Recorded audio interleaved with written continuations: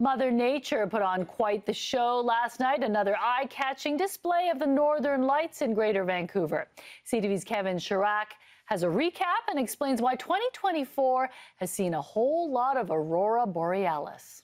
From the Fraser Valley Forest to breathtaking beach views in Vancouver and a stunning sky in Squamish, Christophe Rondeau captured this time-lapse video overlooking the Pitt River. So it was really light to the eye, and it really took a long exposure photo to really have it coming through. But even without that, you could still see it coming in waves, and just the motion of it and the look of it was pretty fantastic. Raz Chabra taking these spectacular photos at a crowded Burnaby Mountain Park in what he called a bucket list experience.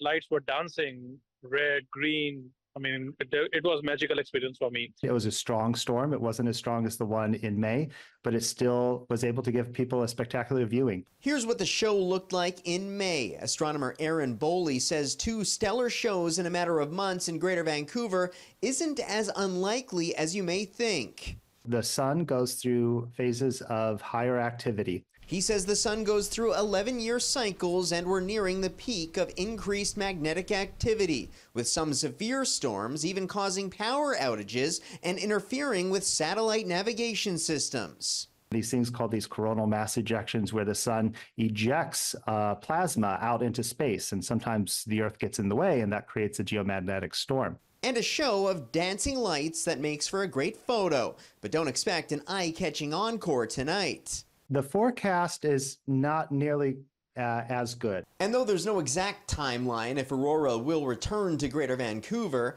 he says more than likely within the next few years. Kevin Chirac, CTV News, Burnaby.